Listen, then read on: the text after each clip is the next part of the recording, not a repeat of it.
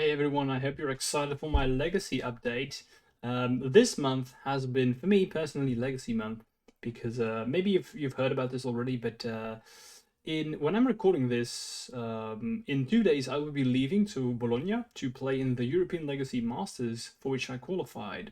This is basically the European Championship Legacy. All the best players in the world are gathering there, and you have to qualify or get a special invite. For example, like Andrea Mengucci is invited, Javier Dominguez, so all the best players, and I qualified with Infect. So that's already something that I'm quite well happy about, being able to show that Infect is still a good deck. And I've been preparing heavily for that tournament. I have made a metagame breakdown, what I think will be played, and I adapted my deck towards that. So if you want to check that out, well, it's going to be live streamed, so check out 4 Seasons in Twitch. Yeah, but that's not why you are probably here. So let's just go into the deck, right? I have been very hyped about AJANI. I've gotten a couple of 5-0s with the list. AJANI is great. It's very, very powerful. After testing a lot, it's better than Boo. I never expected this, honestly, but it's better than Boo, Minsk and Boo. Mainly because you don't have to splash. You can play this turn 2 when you have a noble, so it's insanely good. I've made a lot of changes, but before I go into that, I do want to point out that there are some cards in here that I'm actually not playing in real life, and I do want to let you know. So what I'm going to be playing in the ELM in Bologna is Become and Scale Up. These will be swapped for the new card from Infinity, I think it is, and it's called Embiggen. Check that card out. So I have swapped Become Immense and Scale Up for Embiggens. I think you should too. I'm thinking about maybe playing 3 Embiggens. Don't think I want more. And in the sideboard, I'm not playing Uros. I'm playing Uros specifically to deal with Delver, but I will play the new Saint of Catherine, which is a 5/5 lifelink for 2 mana, with you cost of a miracle cost. But we have Brainstorm's Ponders, we will be able to set that up. Honestly, I had a game where I had just top decked it turn 2 and cast it, resolved, and it just won the game so heavily. The thing with Uro is you're playing against a Wasteland deck, so sometimes you just die with Uro in the grave, never being able to return it because they have 5 Pyroblasts, so that should be important to note.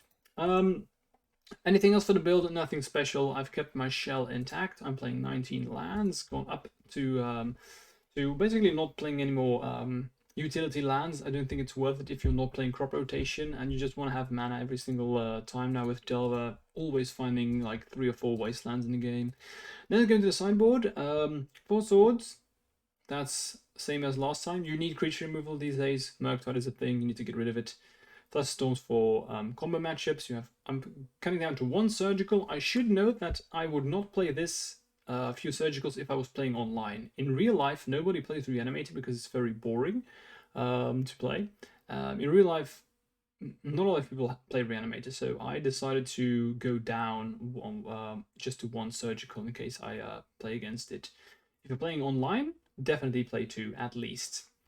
Then what else do I have? 2 endings, I've gone down. 3 is a bit too much. I wanted to have 1 Force of Vigor because in the ELM I expect there to be a lot of lands, a bit of 8 costs, so I wanted to have artifact removal. We have Torpor Orb, and I'll talk about this a bit more in a couple of minutes, but I'm sure you've heard about Dungeon Stompy. I've made a separate video for my Patreons exclusive about the deck, but I will go on and talk about a little bit. But this is specifically to deal with Dungeon Stompy, or like Mono White Stompy, whatever you want to call it. You need this card. The deck is becoming very popular. It's going to be played everywhere. Prepare to beat that deck. And then we have AJANI. Great. It's pretty good in every fair matchup, unless the deck plays a lot of creatures, because they can just attack it. It's not that great, but especially shines against control decks. It's a house, honestly. I've won so many games with the emblem.